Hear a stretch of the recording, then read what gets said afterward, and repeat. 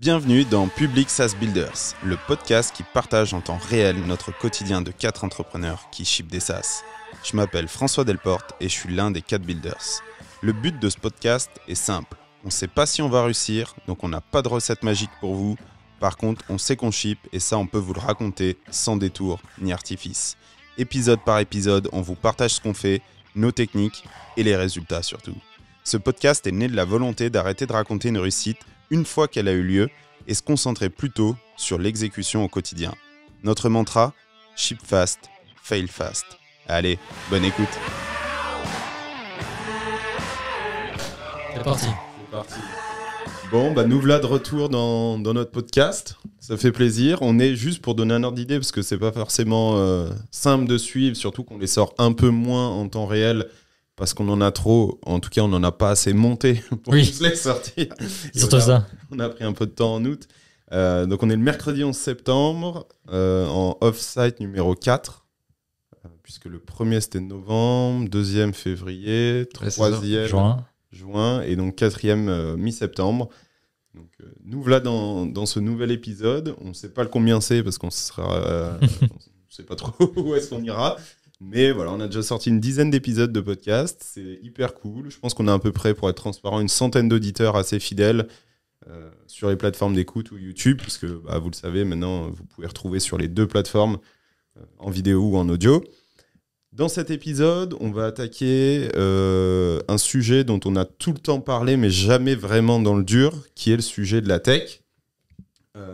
Donc pour l'occasion, on a viré Oumoud. Et on l'a remplacé par Clément, qui est donc un de nos collaborateurs depuis... ça fait quoi, Clément? Ça fait un an bientôt. Ouais, une bonne année. Une bonne année. Ouais. Qui est donc avec nous là, sur ce offsite numéro 4 pour nous aider sur la deuxième version de Welcome Message, qui sera le sujet d'un autre podcast. Mes petits teasings et tout comme ça, ils vont suivre. En plus, Guillaume, de quoi Ludo? Un nouveau décor aussi. Un nouveau décor. Comme d'habitude, hein. Chaque fois on change, chaque saison. Chaque saison son décor. décor. Donc là on est retourné. En fait, on fait soit le sud, soit l'est. Oui, c'est ça. Donc là on est près de Mulhouse. Voilà. Tu nous accueilles. C'est ça, je les accueille. Là on est dans la man cave. Alors. Ouais, c'est la salle de jeu. Enfin, non, c'est petite salle studio. Ah ouais, petite salle studio, là c'est sympa, petit décor assez cool. Donc on s'est installé ici, ça rendra bien à l'écran pour ceux qui nous suivent sur YouTube. Et ceux qui ne nous suivent pas, du coup, allez voir sur YouTube. C'est un bon... Voilà, exactement. Bon accroche. Abonnez-vous. Ok, trop cool. Du coup, on va attaquer ce sujet. Juste, les gars, pour ceux... Je sais qu'il y a pas mal de tech qui nous écoutent parce qu'ils m'envoient des messages, des développeurs et tout. Mais il y a aussi d'autres personnes, nos mamans. Donc, essayons de faire le plus simple possible. Oui. L'idée, c'est déjà de faire un petit tour de table plutôt orienté tech, du coup. Et Clément, peut-être plus de présenter toi aussi ton parcours. Mais du coup, sur quel stack vous êtes, d'où vous venez, comment vous avez évolué. Ça peut être aussi l'occasion de... Parce qu'il y a ce grand débat sur quel stack je dois me former ou sur quel me spécialiser. Et donc, vous avez tous choisi différentes choses par le passé. Vous vous êtes retrouvés aujourd'hui. Et puis après, on va discuter de là où on en est aujourd'hui, sachant que c'est intéressant parce qu'on n'a pas figé non plus notre approche. Elle évolue. Elle a déjà beaucoup évolué entre décembre et aujourd'hui. Mais déjà, petit tour de table. Donc moi, dans cet épisode, je ne servirai qu'à animer puisque je suis clairement pas dans le sujet. Donc j'espère que ça va fluidifier le truc. Et on va attaquer du coup par Clément. Allez, la patate chaude. Donc, moi, c'est Clément. Donc, ce que j'ai fait donc, là, sur les dernières années, j'étais plutôt sur... Donc, est-ce que je rentre directement dans le technique Non, peut-être un petit parcours. T'as quel âge? Petit parcours, ouais. Ouais, tu viens. Ça marche. Ton kilométrage en termes de minutes sur Strava, enfin, tu vois, des choses un peu générales. C'est pertinent, voilà. Donc, moi, j'ai 28 ans, donc je suis plus spécialisé sur le front, mais après, voilà, je gravite un peu autour de tous les écosystèmes. Et c'est que je me suis assez spécialisé assez rapidement sur Next, donc sur les 5 dernières années, on va dire. Donc, j'ai suivi un peu la vibe autour de Next. Et du coup, c'est aussi comme ça qu'on s'est rencontrés un peu au début, sur tout l'écosystème avec GraphQL, Apollo, Next. Voilà. Et après, en fait, de fil en aiguille, on allait un peu chercher à droite à gauche différentes choses et on s'est retrouvés un peu sur tout ça, sur le côté technique. Ouais. Donc, moi, je suis basé à Bordeaux. Donc, pas la même météo qu'ici, mais... C'est clair. Tu es père? Je suis pair, exactement. Donc c'est possible d'être tech, Donc, pair, freelance, tout ça en même temps. C'est ça. Entrepreneur. Donc j'ai un profil Entrepreneur aussi. de freelance et entrepreneur. Donc j'interviens aux côtés de cette belle équipe pour créer plein de beaux outils. Et aussi de mon côté, j'ai aussi une plateforme que je développe. Donc c'est vrai que c'est une belle atmosphère pour créer, quoi. On mettra en commentaire de la vidéo. Bien sûr. Avec un lien d'affiliation. Ah non, vous n'êtes pas obligé. Et du coup, Clément, qu'on a rencontré à la base pour un de nos clients, chez qui on avait un gros besoin tech. Et Clément a répondu présent, du coup, parce que la stack technique correspondait. Tout à fait. Et au final, le feeling va passer, très bon profil. Et donc, on est là, toujours là, sur d'autres sujets maintenant, Oui. du coup, sur les SaaS même, Au finalement. final, on a fait pas mal de sujets, peut-être 5-6 ensemble. Donc on a un peu parcouru les différents écosystèmes techniques. Et même encore, donc, comme le disait François, on cherche, même si on commence à avoir bien trouvé notre pépite, mais c'est un boulot sur le long terme, quoi. C'est ça. Et en termes de formation, Donc moi, en termes de formation, donc j'ai fait une prépa classique avec du coup le concours INP, et j'ai rejoint une école à Bordeaux du coup d'ingénieur. Donc j'ai fait une école c'est une école classique de 3 ans, et derrière donc j'ai fait 2 années. J'ai commencé dans le CDI, et après du coup je me suis lancé à mon compte donc directement. ok, Donc ça fait un peu plus de 6 ans que je suis maintenant lancé de mon côté. au top. J'espère que ça sera très clair. J'espère aussi. Ça l'est. Ça l'est? Tu valides? Je valide. Ok, vas-y Guillaume, raconte-nous. Toi, plutôt, ils te connaissent, mais plutôt du coup ton... Ah, moi aussi, je fais... Ouais. Plutôt ton évolution sur les stacks techniques depuis que tu as commencé à coder à Epitech. Oui, moi, je vais pas trop m'attarder dessus, mais en gros, c'était pareil. À la base, je pense qu'on a commencé un peu dans l'entrepreneuriat vers 2015-2016. Donc, Mais avant, les débuts de JS. T'avais fait du PHP. La première approche, t'as fait du PHP. Oui, à l'époque, oui, il y avait des petits sites. J'avais fait un petit site de téléchargement illégal en bravo. PHP, machin. Bravo. Du coup, c'est comme ça que j'ai appris à coder dans le web. Après, je me suis formé, etc. Donc, moi, j'ai fait Epitech avec Ludo. Après, je me suis fait arrêter. J'ai fait 50 tours et je suis sorti. Non, donc j'ai commencé les études du coup dans l'informatique. J'ai toujours su que j'allais me lancer là-dedans. Je pense qu'ils savent, mais du coup, Epitech. C'est ça, Epitech. Direct, assez rapidement, Ludo. Enfin, il y a des groupes dans la promo qui se sont extirpés. Il y avait des gens qui aimaient bien faire des petits projets à côté. Donc on s'est retrouvés comme ça un peu avec Ludo. On s'est vite rapidement mis sur les stacks JS. Donc à l'époque, c'était un peu mitigé encore. Donc il y avait Angular. Moi, je sais que j'avais beaucoup commencé sur Angular et j'avais bien aimé. Après, il y avait eu Angular 2, Ionic pour le mobile, Ionic. Et toi, Ludo, t'étais plutôt encore Team React, donc on n'était pas alignés encore sur les technos. Peut-être t'en diras 2 mots. Suite à ça, je me suis formé plutôt sur React et j'ai vraiment adoré la méthode. Et donc depuis, j'ai pas quitté. Donc ça fait maintenant 2016-2017. Donc bientôt 8 ans que je fais que du React. Tu fais partie des c'est seniors du marché sur le sujet, quoi. C'est ça, et assez rapidement du mobile, vu que j'étais sur des sujets mobiles. Et donc quand React Native était à ses débuts, j'étais présent. J'ai répondu présent. Précurseur. Donc voilà, c'est ça. Et plutôt front. Plutôt front, ouais. Genre sur une répartition de 100%. 100% front. Non, mais j'aimais bien le bac. À la base, j'avais plutôt un profil bac. Ouais. J'ai fait pendant mes stages du .NET, PHP. Enfin, ouais, donc c'était des clients lourds. Mais c'est vrai que j'ai eu finalement un amour pour le produit et je trouvais que dans le bac, tu t'éloignais un petit peu de ça. Et finalement, j'ai laissé au Masterchef Ludo cette partie-là et on s'est séparé les tâches. C'est vrai que quand le mobile a commencé, on était là sur la vague React Native, t'as direct attrapé ce train-là. Ouais. Et ensuite, avec l'interface aussi React Native, t'as commencé à faire presque que du front. Ça s'est fait naturellement parce que quand on a bossé à deux, souvent à deux ou plusieurs sur les projets, en fait, tu te répartis les tâches comme ça et ça se fait assez rapidement. Le combo back-front fonctionne assez bien finalement. Moi, je pense aussi, quand il a vu ce que moi je faisais, je designais sur React Native, il s'est dit attends, laisse-moi faire, je le fais ça, reste derrière. Un petit peu qui jouait, c'est vrai. Et à l'inverse, quand lui il te renvoyait un résultat qui avait rien à voir, tu me disais oh go. Non, mais c'est vrai que ça arrange aussi tout le monde, tu vois, parce que si t'as pas cet amour pour le produit, le design, ça peut vite t'embêter de faire du front et vite être chiant pour toi. Et finalement, tu préfères même que quelqu'un fasse cette partie et toi que tu restes sur la partie plus technique, performance, etc. Et toi, Ludo? Petite... Ouais. Alors moi j'ai commencé tout au début, c'était les années 2010 avec Ruby on Rails. Je voulais développer un site d'agence immobilière. Avant Epitech du coup. Avant tout, c'est vraiment Avant tout. Que sorti du ventre. un paquet d'années. C'était première expérience en Ruby on Rails et c'est ça qui m'a passionné un peu par le développement. Ouais. Je me disais mais c'est génial, t'as une base de données, tu communiques avec, t'as des contrôleurs qui te récupèrent la donnée et après tu l'affiches. Moi je trouvais ça dingue. Après j'ai fait du PHP. Ce que j'ai pas mal aimé aussi, avec des frameworks Symfony, après la Ravel. Et en fait, là, je me suis dit, bah, c'est bon, je serai développeur, quoi, j'aime trop. Tu pouvais construire des choses Toujours avec ton avant PC. Epitech, ça. Ouais, toujours avant Epitech. C'est le fait t'as ton ordi et tu pouvais sortir un site et être utile à quelqu'un juste avec ton éditeur de code. Je trouvais ça dingue. Vous avez eu aussi votre période météore ou pas trop? Non, celle-là, justement, on l'a loupé. On l'a loupé. Celle-là était. Moi, j'étais à fond dedans et c'est que Là, c'est aussi le retour que j'ai eu, ça marchait bien. ça marchait très bien. Et Ouais. encore aujourd'hui, il y en a qui se disent, mais pourquoi on a arrêté? Ouais. Et du coup, bah, comme Guillaume, après cet engouement pour le développement, bah, j'ai rejoint Epitech. Et c'est là où on a commencé à faire plein de projets, des choses. Moi, j'ai plus un profil full stack.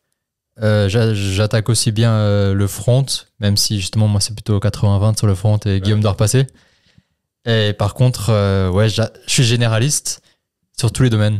C'est-à-dire que je peux débugger un serveur, faire du DevOps, des pipelines CI, des DB, des migrations, du front, mettre en place des stacks. Enfin, je suis généraliste et j'adore ça. Et après, ouais, c'est vrai qu'en travaillant avec Guillaume, bah, forcément, ça c'est fait. On faisait un super duo. Du coup, moi, toute la partie back, les serveurs, mise en place, donner un lien d'API. Guillaume récupère un lien d'API, il faisait l'interface et ça marchait. L'API, c'était votre petite. On communiquait Ouais. comme ça, c'est ça. Et c'est des requêtes. c'est des choses qu'on retrouve maintenant quand on travaille avec Clément. Mais en fait, tu passes pas du temps à expliquer comment tu voudrais faire. C'est juste le but, on aimerait faire ça. Et toi, tu me dis, Clément, bah, écoute, je fais cette partie, tu peux me faire ça. Ça, ouais. Je pense qu'on a tous des profils quand même. On est capable d'intervenir sur tout l'écosystème et ça, c'est quand même agréable, même quand un de nous est en vacances ou voilà, on peut. Il n'y a pas de. Évidemment qu'on a des appétences pour certains domaines, mais en plus sur la communication entre. Je rebondis sur le front et le back. C'est qu'avec les schémas, on avait une grosse période un peu GraphQL. Ouais. Avec les schémas GraphQL, c'est que ça simplifie encore plus le travail dans le sens où on se partageait les schémas et derrière, après, on pouvait générer l'ensemble de nos mutations. Et c'est clair. Mais avec l'expérience, on revient dessus. L'avantage, nous, on a vraiment attaqué GraphQL, c'était pour avoir le code gen sur le back et le front. Ça permettait à Guillaume d'avoir tous les types dans le front, moi, tous les types dans le back. Et en fait, ça nous a facilité énormément le développement à deux. Mais après, sur le long terme, on regrette pas, mais c'était peut-être pas l'idéal pour nous. Oui, peut-être c'est plus adapté à des grosses équipes. Je pense. Ouais. Donc pour résumer, moi je suis plutôt front, donc tout ce qui est produit, interface, cosmétique, voilà, animation, ce qui rend un peu le produit assez joli, sympa à utiliser. Ludo qui est plutôt profil back, donc tout ce qui se passe en arrière-plan, les mails, les automatisations, les backups, que ce soit en ligne, serveurs, que ce soit sécurisé, que ce soit stable, etc. Clément qui est en fait finalement le mix parfait entre les deux, qui fait vraiment bien des deux côtés. Ouais, c'est ça. Clément, il arrive vraiment bien à intervenir sur les deux parties. Et c'est ça que je trouve ça agréable qu'on... en tout cas, c'est des profils de dev... je trouve qu'on a des profils où justement, t'arrives à... Quand t'as assez d'expérience, tu le sens tout de suite, où tu communiques, comme t'as dit, un peu en rigolant, François, mais c'est un peu ça, c'est tu as l'idée globale du point de vue business, du besoin, et en fait, finalement, assez rapidement, ça paraît évident pour nous, ok, comment on se met juste d'accord sur un protocole, et finalement, on arrive à mettre en place ça facilement. Les tickets en général sont pas détaillés, oui. Pixel perfect, quoi. C'est vrai que c'est des grandes lignes, et après, derrière, nous, on est capable de mettre tous les composants à bout, quoi. Donc, voilà pour l'intro. Peut-être... maintenant, pour rentrer dans le vif du sujet, en fait... Vous, de votre côté, en fait, à chaque fois que ce soit du service ou un SaaS ou une plateforme, enfin, qu'importe le business, vous recommencez souvent tout de zéro. Donc, il faut recréer, par exemple, mot de passe oublié, il faut recréer les comptes admin, il faut recréer machin. Et donc, très vite, il y a depuis, vous en savez sûrement mieux que moi, mais depuis quelques années, il y a ce truc qui arrive un peu de boilerplate, de monorepo, de librairie, de machin, où justement, des développeurs essayent de de généraliser, de factoriser quelque chose pour qu'il soit facilement réutilisable. En changeant, entre guillemets, quelques trucs, vous avez un nouveau produit. Donc vous avez une carcasse de voiture, puis vous dites, bon, bah, vert, bleu, jaune, rouge, moteur 1, 2, 3, 4, ou B, C, D. Et c'est vrai que nous, on crée, aujourd'hui, on est sur un rythme de faire un SaaS tous les 3-4 mois. On espère être plutôt un SaaS tous les mois. On a le service, on a des offres productisées. Donc là, vous aurez des épisodes dédiés maintenant à ce truc d'offres productisées. Donc on a un vrai sujet de capitaliser sur tout ce qu'on fait. En plus du fait que y a quand même des choses, même des fonctionnalités qui vont se retrouver de projet en projet, même sans parler que d'infra-back, les routes et tout. Mais même en front, comme Moumout en design, par exemple, il a des layers qu'il réutilise pour d'autres projets. Mais en tech, c'est plus dur. Et donc, du coup, depuis longtemps, je crois que Guillaume t'en parle, mais vraiment depuis, sur un premier projet autour de octobre, on a vraiment commencé sérieusement à essayer ça. Donc, on va se faire un petit tour de déjà peut-être à quel point vous recyclez peut-être des choses, sans parler de monorepo, rien. Mais si demain, vous devez refaire un projet, est-ce que vous arrivez à recycler des choses que vous avez fait dans le passé, sachant que elles ne sont pas maintenues. Donc, quand vous recyclez B, A est peut-être pas au niveau, etc. Ça évolue de façon séparée. Guillaume, peut-être un mot là-dessus, justement, sur comment tu as, par le passé, souvent recyclé. Et puis après, on part dans le dur du mono. C'est vrai que de base, quand on fait du JS maintenant, c'est vrai que c'est très déstructuré, il n'y a pas trop de cadres, il y a très peu de frameworks vraiment qui te cadrent vraiment, où tu as tout qui est prêt, etc. Donc tout ça, ça fait que tous les développeurs finalement dans le monde, créent des librairies que tu peux réutiliser, etc. Pour ceux qui nous écoutent, une librairie, c'est un bout de code finalement qui est en ligne et qui est maintenu soit par une entreprise ou du privé ou du public par la communauté et que tout le monde peut utiliser. Finalement, ceux qui ont accès peuvent utiliser et ça t'évite de réinventer la roue. Par exemple, tu peux inventer des librairies pour afficher un select ou un bouton, voilà. Donc il peut y avoir des librairies pour tout et n'importe quoi. C'est un module, un peu une boîte noire module, vous envoyez A, vous récupérez B et ça permet d'aller plus vite. Que tu vas venir télécharger du coup de ton côté et que tu vas pouvoir utiliser à ta sauce. Donc ça t'évite de réinventer la roue à chaque fois pour plein de choses, mais ça a aussi certains inconvénients parce que faut bien choisir ses librairies, parce que ces librairies elles sont bien maintenues, etc. Donc il y a aussi ces sujets-là, et donc le JS c'est un peu déstructuré, donc tu te retrouves à installer pas mal de librairies qui sont pas forcément maintenues, et donc toi-même à la fin tu commences à te dire je vais faire moi-même mes propres librairies, et c'est un cercle infini. Et donc tu commences à faire ça. C'est vrai que moi au début j'ai commencé à faire le code. Souvent tu commences par un projet qui est unique. Donc tu vas pas t'amuser à penser pour le prochain projet je vais faire comme ça et je vais faire réutilisable. Mais c'est vrai que maintenant dans un contexte d'agence ou parfois de SaaS où tu veux tester plusieurs projets, tu commences à te dire ça fait un peu 5 fois que je fais la même chose. Faudrait que je rende ça un peu générique pour le réutiliser. Donc ça demande un peu plus d'investissement d'un point de vue code. Tu vas passer plus de réflexion à rendre la chose générique et c'est pas forcément c'est plus compliqué finalement de rendre les choses génériques, et c'est des morceaux après que tu peux réutiliser. Donc au début tu fais tout moi je faisais tout à l'arrache sur chaque projet, tu réinventes la roue pour tout et n'importe quoi. Moi j'ai eu mes phases 2-3 copier-coller pour essayer de récupérer des trucs. Voilà, tu essayes, mais finalement faut réadapter tout à chaque fois. Et puis moi j'avais une philosophie à un moment, nos librairies on fait tout à la main, et aujourd'hui je me rends compte que c'était peut-être pas la bonne chose à faire, mais voilà, en tout cas c'était au fur et à mesure, à force de refaire les choses, finalement tu te dis là ça va 5 secondes, mais ça fait 10 fois que je fais ça depuis 5 ans. J'en ai un peu marre, et donc tu commences à rendre générique, et après ça commence par du copier-coller au début, et puis voilà, et après tu adaptes 2-3 choses à chaque fois, mais en tout cas c'était ça à la base pour moi d'un point de vue là. Je sais pas si toi en termes de recyclage à côté bac, ça dépend. Nous on a pendant pas mal d'années à travailler sur la même stack, du coup les mêmes outils. Et là c'était facile parce que chaque projet, tu récupères l'exemple du forgot password, du mot de passe oublié. En fait, moi j'avais le code de forget password, je le copier-coller pour le nouveau projet. Et au fur et à mesure, j'améliorais. C'est-à-dire que le premier projet qu'on a fait il y a 5 ans, il a la version basique du forgot password, mais le nouveau, il a une version améliorée avec une meilleure gestion d'erreurs, etc. Du coup, dans ce sens-là, on réutilisait.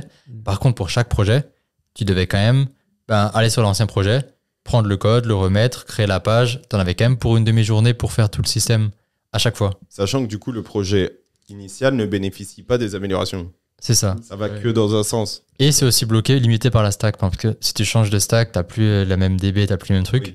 Bah, le code change et là, du coup, il faut quand même tout retester. Il faut être sûr que ça marche. Du coup, il y a une réutilisation, mais c'est pas optimisé.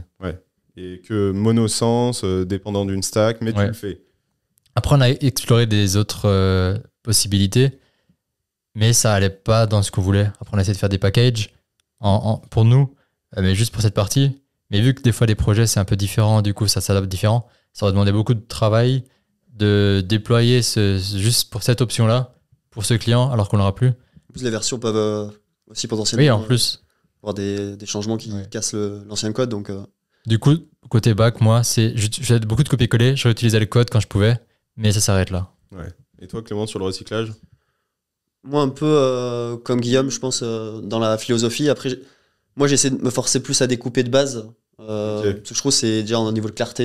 Alors, visibilité du découper, code. pour ceux qui nous écoutent, moins familiers. C'est-à-dire, au lieu d'avoir un fichier de 1000 lignes, Ouais. on va vraiment essayer d'isoler des composants qu'on va pouvoir réutiliser dans le projet.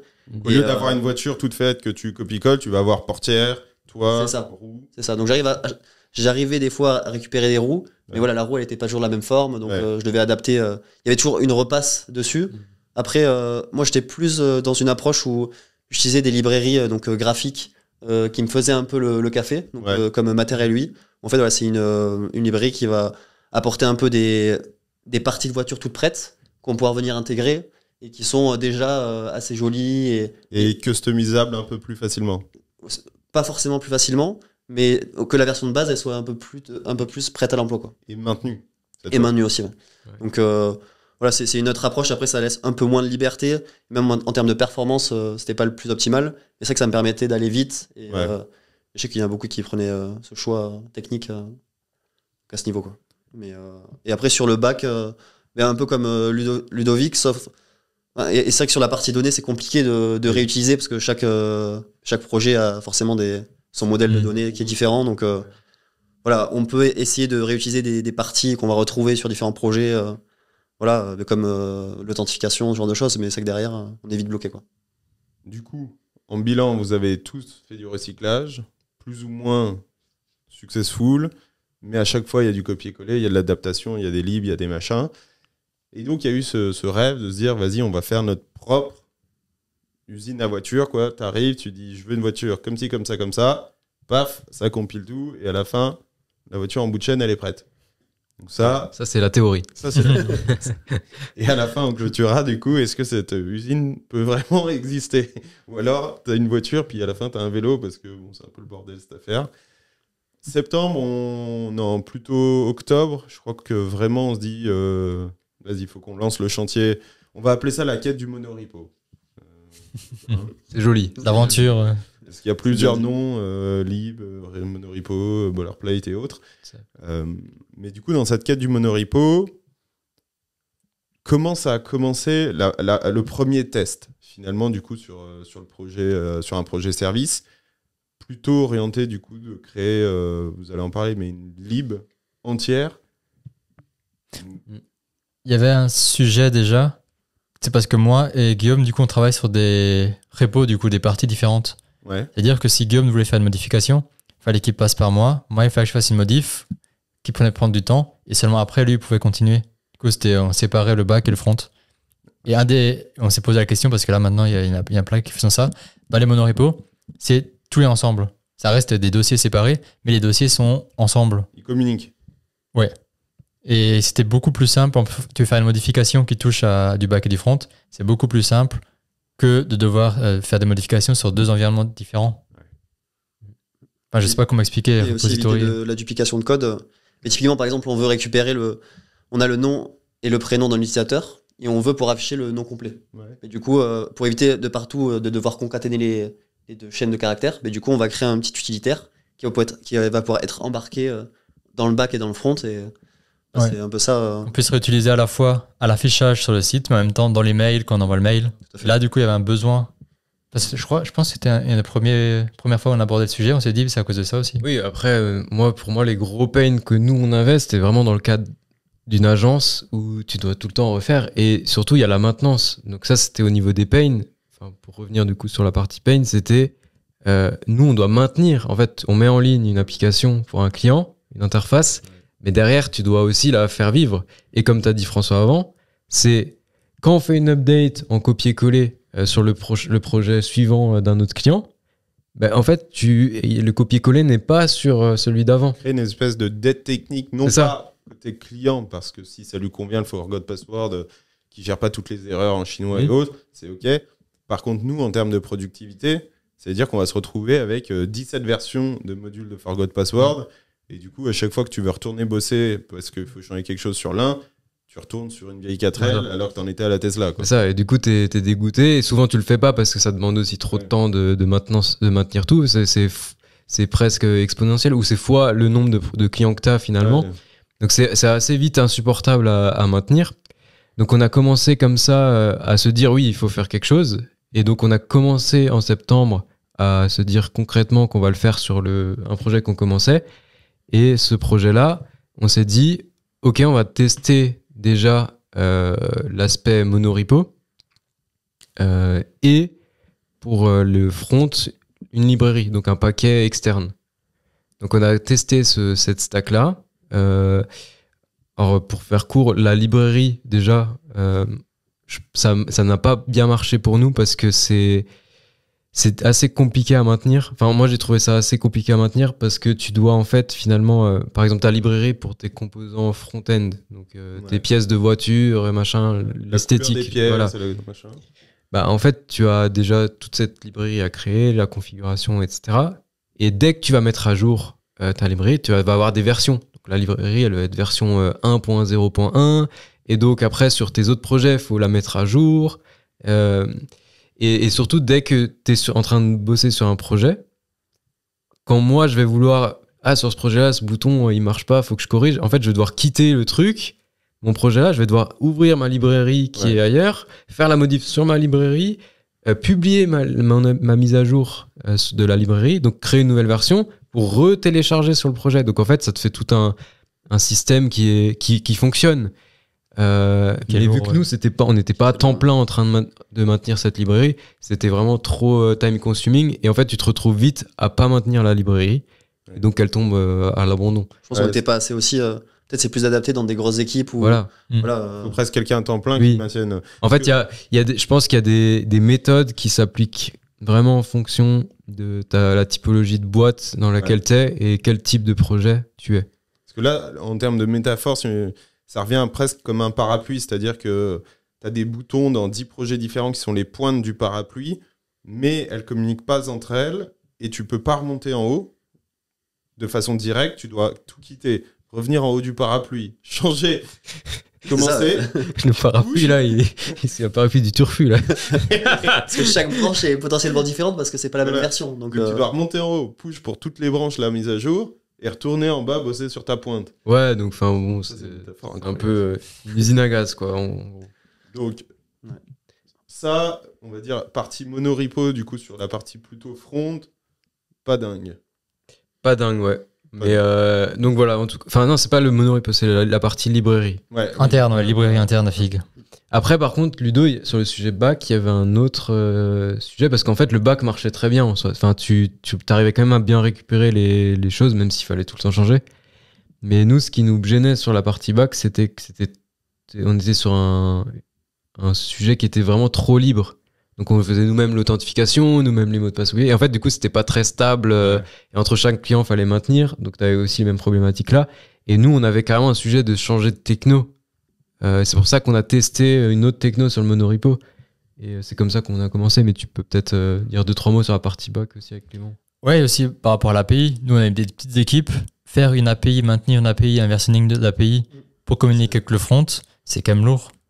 On le faisait parce que ça marchait bien. Mais après, on se rend compte que c'est peut-être pas plus mal comme en Ruby on Rails, comme en PHP. Parce qu'on n'avait pas un Next, mais que maintenant Next avec les serveurs component A, c'est pouvoir juste récupérer la donnée qu'il te faut au bon endroit. Il y avait tout un travail pour récupérer la donnée depuis le front. Parce que la maintenance de l'API, c'était aussi lourd. Il fallait créer des routes CRUD pour chaque élément. Du coup, tu avais une API et ensuite le front appelait l'API. mais c'était un peu doublon, dans le sens où le front devait appeler, le back devait appeler aussi. Oui. On a perdu une caméra. Ouais, c'est pas grave, on continue. Et oui, C'est vrai qu'en termes de productivité, c'est que voilà, c'était assez long. Il y avait aussi ça qui se ressortait, c'est que vu qu'on a des profils, comme on l'a dit, où on est capable d'intervenir un peu de partout, et voilà, on avait vite 2-3 projets ouverts. Voilà, c'est que on perd assez vite du temps, quoi. et aussi les Vous outils. perdiez presque plus de temps à aller à chaque fois remaintenir plutôt que finalement copier-coller, adapter et basta. Oui, je pense que oui. Ouais, en gros, ouais. Mais surtout qu'en fait, vu qu'on venait de le mettre en place, au début, t'as pas les bénéfices, t'as t'as pas plutôt les inconvénients, vu que même tes anciens projets sont pas sur la nouvelle stack que t'es en train de créer. Donc en fait, t'as qu'un projet qui en bénéficie et donc t'as pas l'effet de levier Ouais, bien sûr. pour l'instant, quoi. Alors, sachant que là, de ce qu'on parle, à chaque fois, évidemment, en termes de qualité pour le client, c'est la même chose, c'est top et tout. Là, c'est vraiment nous des façons de travailler sur lesquelles on cherche. Oui. euh, Bah là, on cherche à améliorer la productivité et la maintenance à long terme, quoi, aussi. tout à fait. Et la qualité, au final. Ce projet se finit, on se dit, bon, ça, de côté. On va pas build comme ça tout le reste de l'aventure. Et là, du coup, on étudie Ruby on Rails. Où il y a eu autre chose. Oui, il y a eu cette partie-là. Ouais. Du coup, ouais, par rapport à Faut être ça, transparent, Ludo, faut- on a pris les bons apprentissages et on a aussi pris les mauvais apprentissages et on s'est dit, ok, ça, ces points-là sont bien, ces points-là sont moins bien. Est-ce qu'on n'essaye pas autre chose? Ouais. Et c'est vrai que Ruby on Rails, c'est un framework qui est cadré. Tu prends 10 projets, les 10 sont architecturés plus ou moins pareil. Ouais. C'est facile de s'y repérer. Par contre, c'est un nouveau langage pour toute l'équipe. De Ruby, je pense qu'il n'y a personne dans l'équipe qui en a fait. C'était un gros changement. Et toi, tu nous as aidé, François, à regarder des discussions. On a fait des discussions avec des développeurs. Ouais. Est-ce que ça vaut le coup de passer ce cap, ce changement? Donc, on a discuté, je sais pas, avec une dizaine de développeurs Ruby on Rails plutôt seniors, au moins 5 ans, des trucs comme ça. Donc on était là tous les deux, on discutait. Tous très enthousiastes sur la techno parce que ça va très vite à setup. Par contre, effectivement, quelques points d'attention sur le scaling et sur les règles, Ludo, je crois, les types, où je sais plus, il y avait des trucs un peu chelous. Oui, à cause du langage. Ruby, c'est un langage dynamique. C'était beaucoup plus compliqué par rapport à de là où on vient, nous. Ouais. On est des devs JavaScript, TypeScript. Ça a changé nos habitudes, ça a changé beaucoup de choses. Il y avait des plus, il y avait des moins, mais quand on a parlé avec toute l'équipe, ça c'était un trop gros changement pour nos clients, pour tout, il fallait tout refaire. Ouais. Plutôt que de chercher une solution par rapport à nos apprentissages d'avant. Donc ça a duré quoi, 1 mois et demi, un truc comme ça, et on a clôturé le sujet. Ouais. Pas aller plus loin. Sachant que les gars, je sais pas si vous en avez parlé de juste la stack de base côté back, Prisma, GraphQL, on n'a pas mentionné aussi. Non. Ouais, peut-être Ça, elle tournait bien. Moi, j'étais quand même assez satisfait de. Parce que ça, c'était la stack originelle, peut-être dire 2-3 mots, parce qu'elle marchait. Pour le coup, elle marchait bien. Il y avait des inconvénients, Peut-être, mais pourquoi ouais. on essaye de changer justement À la stack actuelle, c'est vrai que le back, c'était juste un serveur, du coup Express, avec Apollo Server, GraphQL, et des frameworks comme Potos pour les résolveurs GraphQL. Donc là, Prisma on a pour la bien DB. arrêté le podcast. Hein. Oui, là, vous Ouais. pouvez, Mais là, vous pouvez arrêter. là, on rentre dans le dur. Ouais. Mais c'est vrai qu'avec le Potos, on avait beaucoup de plugins qui apportaient vraiment de. Ouais, l'expérience de belles choses. développeur était super. Moi, je trouvais que c'était super. Il y a beaucoup de plus. Il y avait aussi des moins. Les loggings, c'était pas de base, il fallait rajouter. Enfin, il y a plein de choses qu'il fallait faire soi-même. Mais au final, ça marchait très bien. Par contre, c'était une API. Ah oui, tu pouvais vraiment faire plein de choses. Tu pouvais gérer plein de choses. Moi, j'ai vraiment adoré. Ben, encore maintenant, tous nos clients, jusqu'à maintenant, qui tournent avec ça, ben, on n'a pas de problème pour les maintenir. Ça marche très bien. Mais c'est vrai que c'était à développer, c'était lourd parce qu'il te fallait un développeur back-end full-time pour créer l'API GraphQL, pour la maintenir. Et dès que tu avais une modif à faire, il fallait qu'un développeur back plus puisse modifier. Et après aussi, côté front, il y avait quand même une montée en compétences pour ceux qui n'étaient pas forcément à l'aise avec le cache Apollo. Ouais. Et du coup, ça peut vite être un peu le bazar. Hein. Ça marchait très très bien, mais il y avait un petit problème. Enfin, c'était trop lourd pour ce qu'on veut faire. En fait, Et pas tu aussi devais tout lourd, regérer. par Quoi. exemple, le test qu'on a fait. Oui, là c'était encore une autre techno. Oui. Mais du coup, cette stack, c'est la stack originelle Ouais, on de va Fig l'appeler qui comme marchait, la stack originelle, on l'appelle comme ça, Vraiment de- mais qui marchait très bien. On avait ça avec du Next derrière. Sauf que, effectivement, maintenant, les technos avancent, les frameworks avancent, Next, ça bouge pas mal.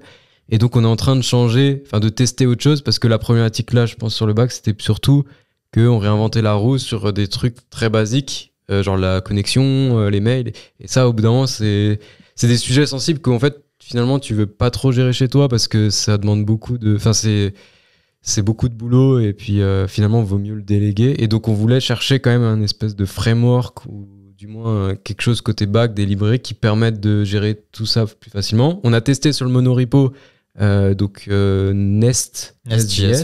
Ça n'a pas été concluant. Pour X, Y raison, on a testé la lib côté front, ça n'a pas été concluant. Donc en gros, ce projet-là était un peu un fail d'un point de vue monorepo, voilà, etc. pour augmenter la productivité. Mais au moins, on a eu des learnings. On a regardé du coup Ruby on Rails qui paraissait compliqué. Et maintenant, on se retrouve avec peut-être Clément, tu vas pouvoir en parler parce que c'est Après, il y des a aussi, nouveautés de Next. On a envoyé Clément au Je charbon. rajoute, il y avait aussi la volonté de pas prendre 10 000 services différents, un pour l'authentification, un pour les Oui. mails, un pour... Parce que l'idée, c'était aussi de simplifier pour tout le Ouais. monde. L'idée, c'est pas d'avoir des secrets un peu dans tous les sens. Ouais. Par exemple, les emails transactionnels un peu texte, c'est-à-dire les forgot password, les choses comme ça, bah, il fallait un service dédié pour ça. Oui. Donc, En fait, on avait la volonté de le garder de notre côté, mais quand même avoir une solution qui nous épaule. ouais. Parce que voilà, c'est quand même critique en termes de sécurité, on peut vite avoir des soucis à ce niveau-là. Mais on voulait pas non plus déléguer complètement à un service tiers et du coup dépendre d'un pricing tiers, dépendre, voilà, et dépendre aussi d'une autre équipe, mine de rien. C'est ça. Donc du coup, elle approche. Vous voulez en parler ou j'en parle là?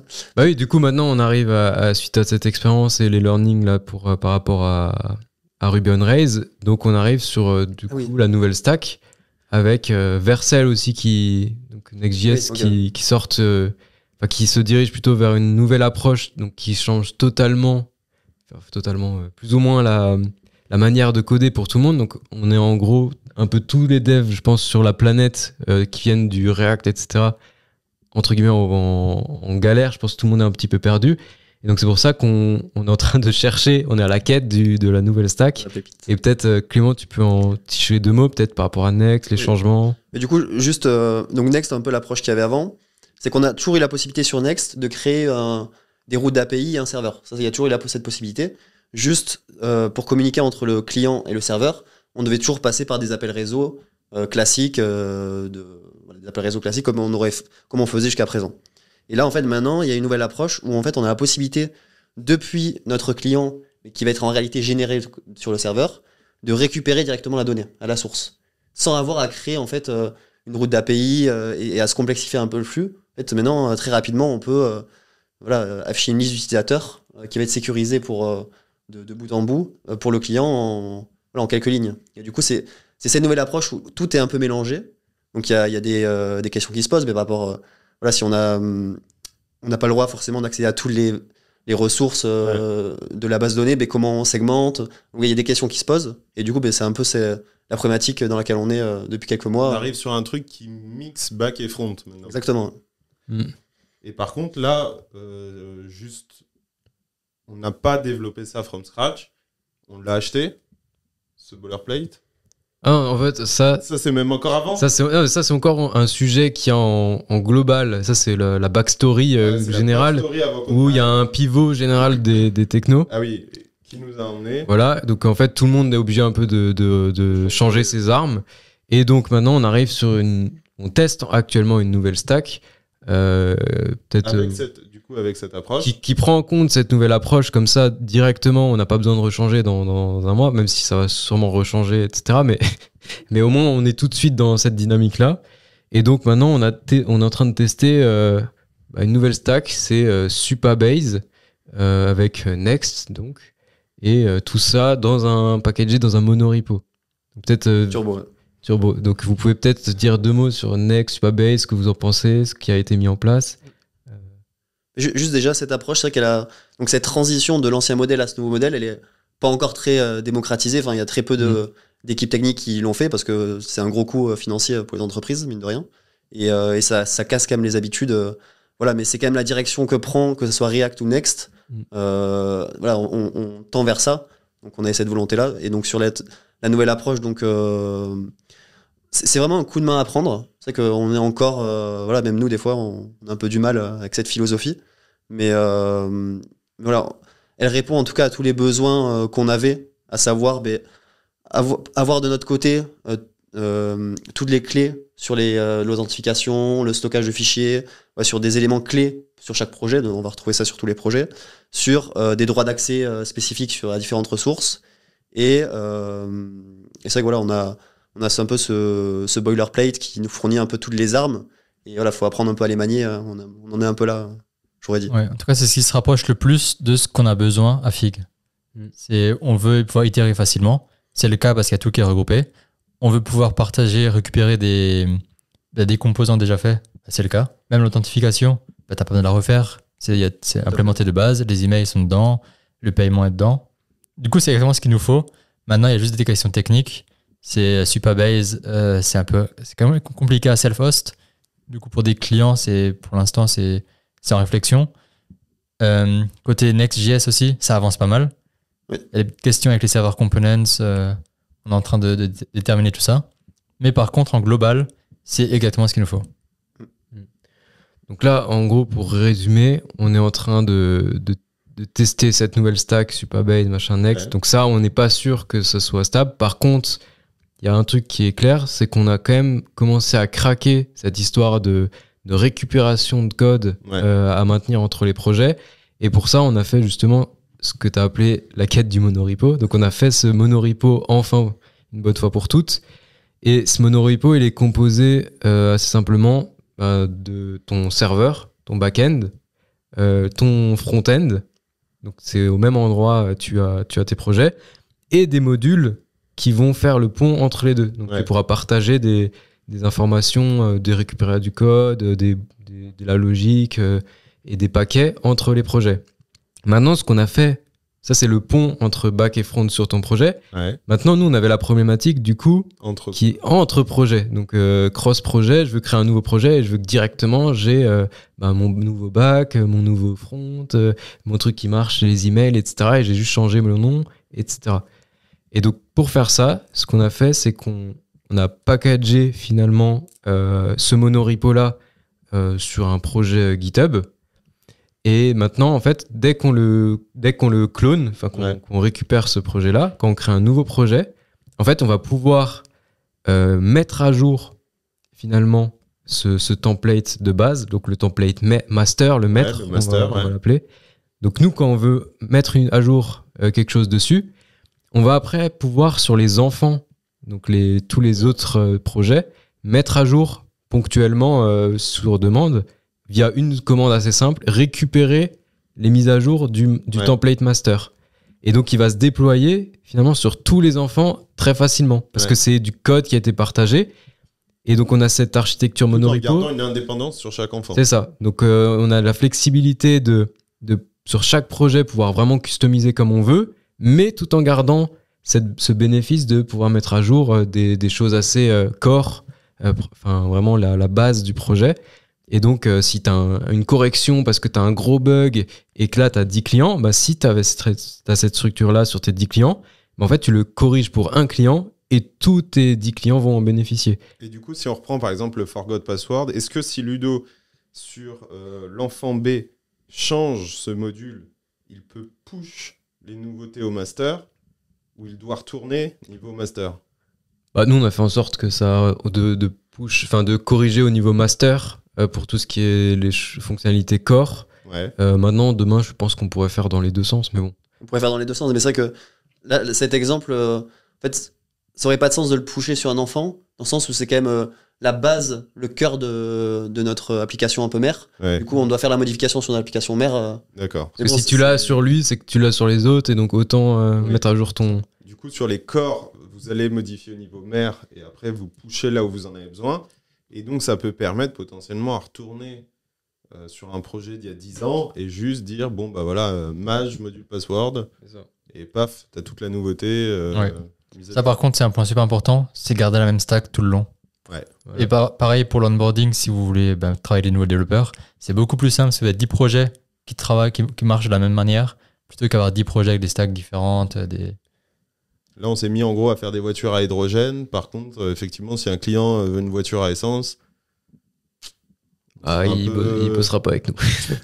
Non, mais en gros, là, moi, je suis assez content de il y a plein de choses encore à affiner, mais le principe même, dans le fond, il est réussi. Tu vois, c'est que demain, là, littéralement, j'ai en 5 secondes, tu crées un nouveau projet, tu as un site vitrine avec une partie blog, une partie documentation, une partie connexion, inscription, invitation, t'as des modules, waiting list, t'as un dashboard administrateur, multi-team. T'as le multi-team, tu peux inviter des gens dans ta team, t'as le Stripe, le billing qui est connecté. Et notre cœur, il est quand même. Donc tu as limite une base de SaaS en littéralement 10 minutes, tu vois. Ouais. Et c'est réel, c'est pas une légende. Pour ceux qui font du Ruby, c'est un peu l'équivalent de Jumpstart Pro. C'est le template, pareil, tu clones de GitHub, tu bénéficies des updates des créateurs de templates tous les X jours, X mois. Et toi, de ton côté, tu peux coder. Et tous tes projets ont la même structure. Ce qui fait que tu n'as aucun souci pour faire des modifs ou les maintenir. Et en plus, il y a tout qui est ensemble. Enfin, vraiment, c'est exactement ce qu'il nous fallait. Et du coup, dans cette quête du mono repo, est-ce que aujourd'hui, vous êtes confiant sur le fait que là, c'est la bonne route, c'est pas parfait, mais on continue sur cette route? Ou est-ce qu'il y a quand même certains mais que vous avez cités qui peuvent nous faire encore changer de stratégie dans cette quête? C'est plutôt les technos qui peuvent encore changer. Enfin, les outils. Mais le template en lui-même, le monorepo, on garde dessus. Il y a trop d'avantages pour ne... La base, elle est solide, ouais. Après, derrière, c'est sûr que je pense qu'on adaptera un peu à notre sauce ce cœur de métier, quoi. Donc... Mais après, derrière... En fait, le corps, la coquille et les flux, le principe même, les fondamentaux sont bons. Maintenant, ce qu'il y a dedans, ça va changer très certainement beaucoup. Mais surtout, en fait, même l'écosystème global change beaucoup. Donc, en fait, en ce moment, c'est un pain qu'il faut avoir. En fait, nous, on paye aussi l'investissement de changer tout de suite. Oui. Peut-être que demain, on le regrettera pas. Et d'autres qui auront attendu... peut-être le regretteront pas non plus, parce que quand ils vont arriver, tout sera bon. Oui. Mais en tout cas, maintenant, on prend le pilier, c'est pas mal. Et après, oui, c'est clair qu'il y a des sujets Supabase, on n'est pas trop sûr. Il y a toujours des avantages, des inconvénients à droite, à gauche. Donc, mais bon, en tout cas, moi, au niveau du monorepo, là, le système, là, je trouve ça trop cool. Et c'est vraiment finalement l'aboutissement, entre guillemets, de 2 ans de recherche. Plein d'erreurs qu'on a faites, mais juste qu'après, ce principe-là, on le met enfin en place, et donc on n'a jamais pris le temps de le mettre en place, parce que ça demande du temps. Et enfin, on a ce truc-là, alors que ça fait des années qu'on en parle, donc je suis trop content d'avoir ça, et on va continuer là-dessus. C'est pas encore parfait, mais aujourd'hui... je pense qu'on va l'affiner de projet en projet. Après, on a quand même bien confiance dans le sens où Welcome Message, et après Clément, tu feras la clôture de l'épisode en tant que notre invité surprise.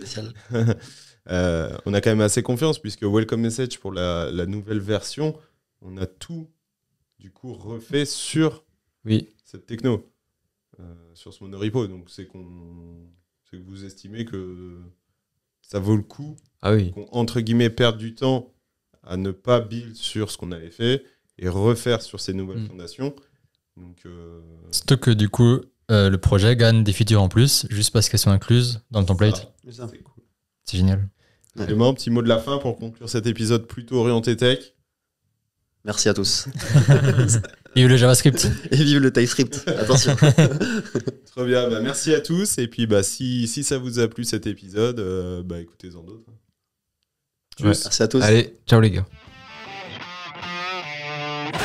Merci d'avoir écouté cet épisode de Public SaaS Builders. Vous avez aimé ? Donnez-nous de la force en 1 minute. Abonnez-vous à Public SaaS Builders sur votre plateforme préférée pour ne rater aucun épisode. Ça prend genre 2 secondes. Envoyez cet épisode à 2 de vos contacts qui sont intéressés par le SaaS et qui veulent entreprendre. Enfin, mettez-nous 5 étoiles, minimum, sur les plateformes Apple Podcast et Spotify, 30 secondes. Sachez que vous pouvez également nous retrouver en vidéo sur notre chaîne YouTube. Tous les podcasts sont aussi dispo en vidéo. Et vous retrouverez en bonus des vidéos exclusives sur le design et le growth en facecam par Oumout et moi-même en mode build-in public. Vous pouvez nous retrouver aussi sur Twitter ou LinkedIn. Il y a assez de call to action là ou pas ? Non, j'en rajoute. Allez, en gros, merci de votre soutien et à très vite